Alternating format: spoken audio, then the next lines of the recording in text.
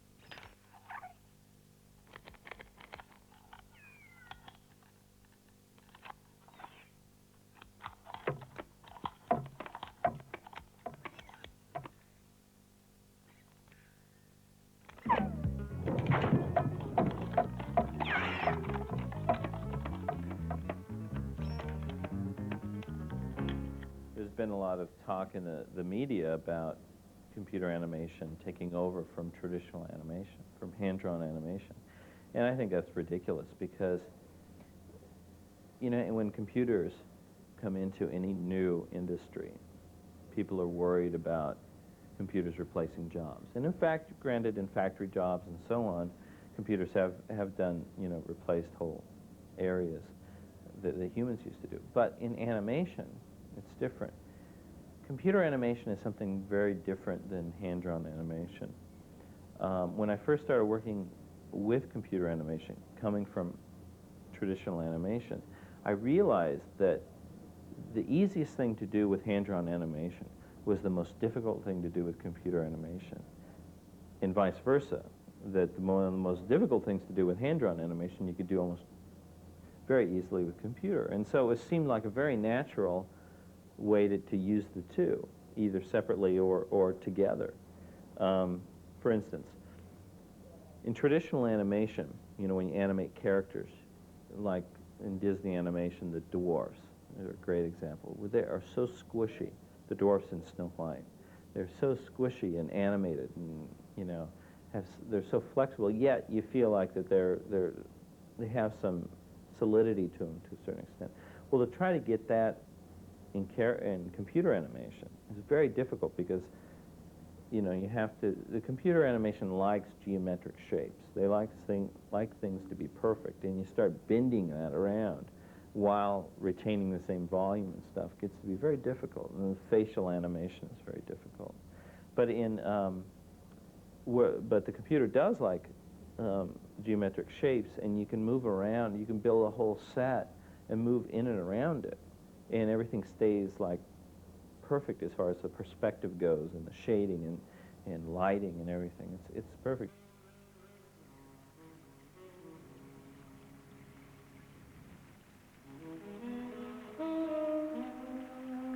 And in Red's Dream, you know, the sort of the beginning and the end where the bike shops, things look almost real, you know. It's sort of and the complexity and detail of that was very important. In the beginning, I always thought, well, the character animation should stay with hand-drawn animation, and the computer can do the backgrounds. And then it wasn't until I started working with Lucasfilm that they challenged me to say, well, let's try to do some character animation with a computer. And at first I said, no, it can't work. And they said, no, well, let's try, you know.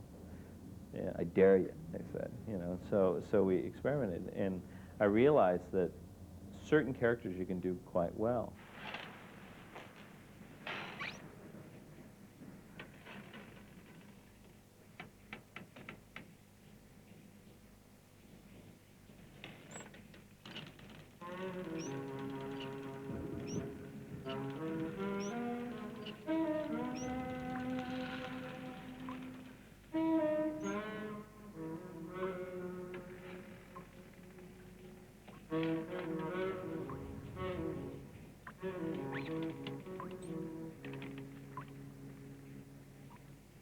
In computer animation, you really need to know a lot of the same things that a traditional animator needs to know. When I first started working with computer animation, most computer animation was being done by scientists who actually created the programs. And while the work was interesting, it had sort of a, you know,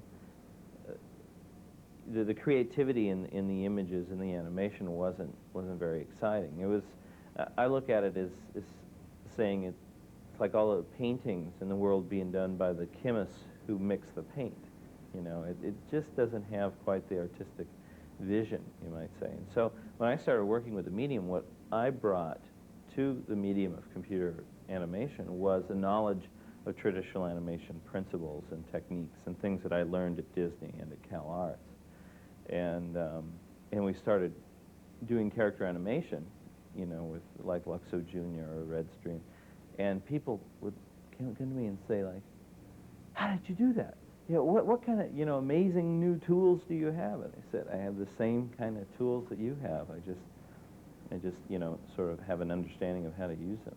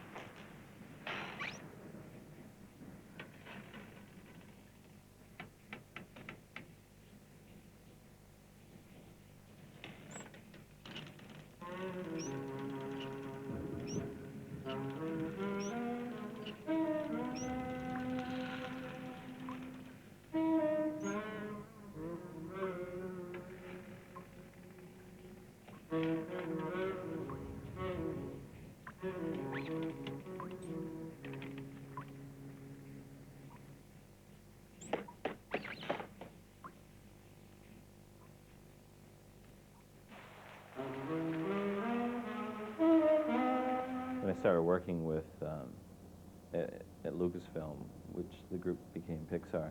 I started working with my colleagues, Bill and Evan.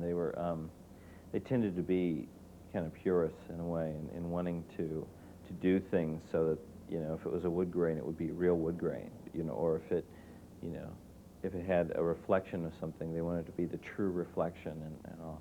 And as you know, in traditional animation is just one series, one cheat after another. It's just a series of cheats, you know, to get it to kind of the way you want it to look. And so I started suggesting, you know, why don't we do kind of, you know, experiment and, you know, make it do this, do that. And they were like kind of reluctant at first, but then when they saw how it started turning out, they liked it. In fact, in Tin Toy, here's an example, is that we wanted to get the feeling that the toy, at least the body of him, was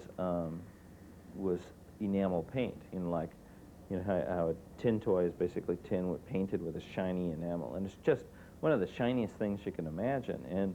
And especially this toy was supposed to be new, so we wanted to even more. And so we started putting, if you notice that it's being lit by sort of sunlight coming through this big window with lots of window panes, and we wanted to get, they started putting in the reflection. Something that would be very shiny, of course, would have the reflection of the window in there, and we put that in there, and it didn't look quite right. I mean, the reflection was sort of odd. And so, you know, when you draw, in hand draw, in cartooning, if you draw a balloon, right, your typical highlight you put is like a little window, you know, a little reflection of a window, you know, 4 panes. And so I had them program that in. So on the body here, you can see it here a little bit. It's just one of that cartoon reflection. And no one ever questioned it. You know, it just made it look so glossy and new that no one ever thought, you know, looked at it or thought of it. So when you see it, you can actually see this, just a little cartoon highlight. But then also in computer animation, every surface of your character, you have to define, you know, how shiny you want it to be or what color, so on. And we wanted to contrast the, you know, the shininess of this part of the character with, like, the mallet is like a plastic, you know. So we have that, you see that it does not have that little window highlight, it just has sort of a plastic highlight on there.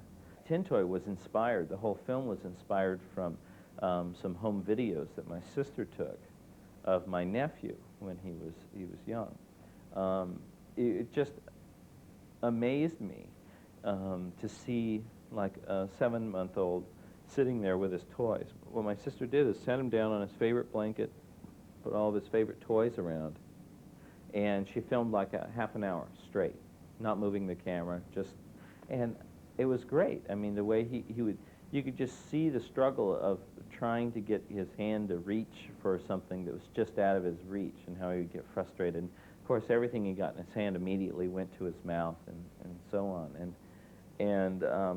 So I was so inspired from that, I said, I have to animate a baby. You know, I know it'll be hard, but I have to animate a baby. And so I started collecting home video of friends of mine, family and friends of babies.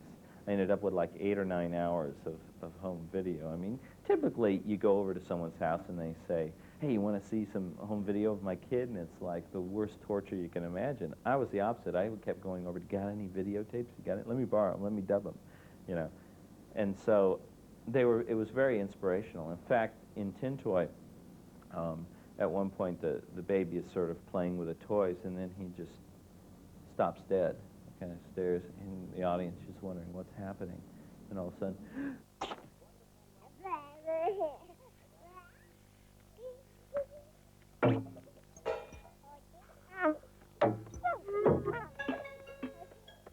and it just cracked me up. I was sitting alone in my workroom, and I said, I have to use that. That's great.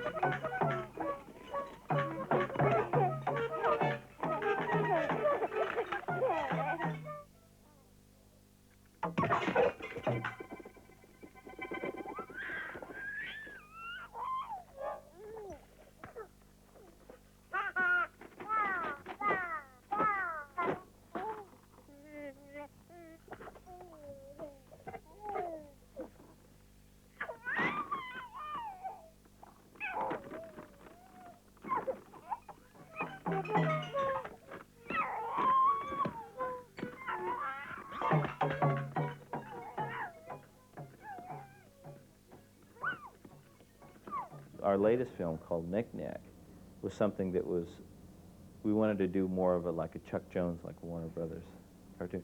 So I said, you know, okay, it's computer generated. So what? Let's not try to, you know, make people think it's real. It's computer generated. It's, you know, we don't need to worry about all these things that we worried about before, like intersections and proper shadows and so on and so forth. Because I wanted to do a cartoon, something much more cartoony. And so the storyline is very, very much like a Warner Brothers cartoon. It has a lot of like ridiculous gags that build on each other. And it's, it was really fun. It's probably the funnest film that we've created.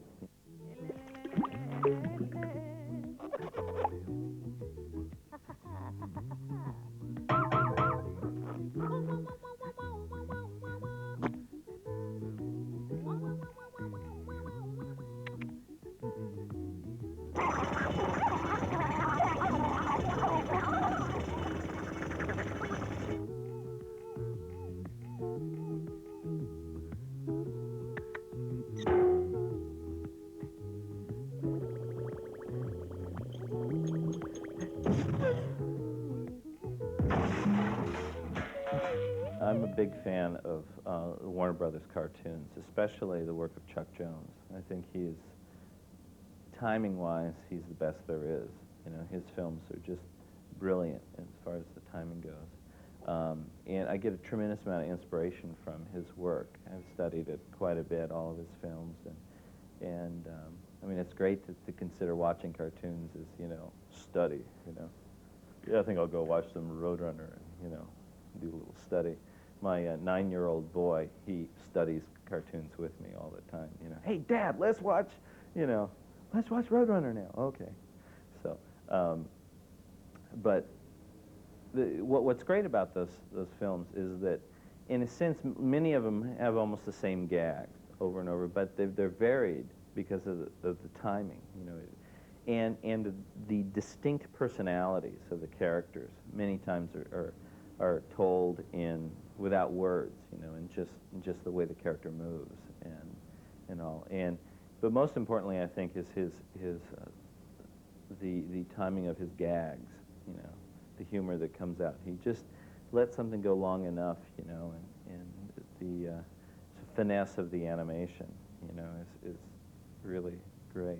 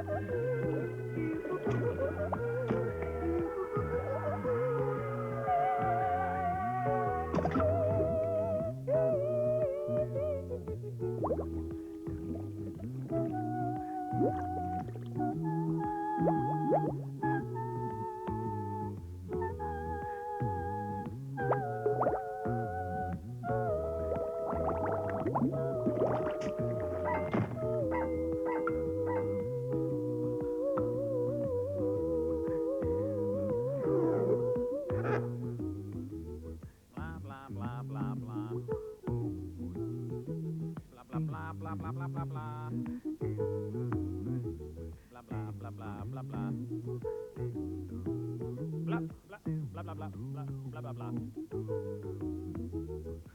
Blah, blah.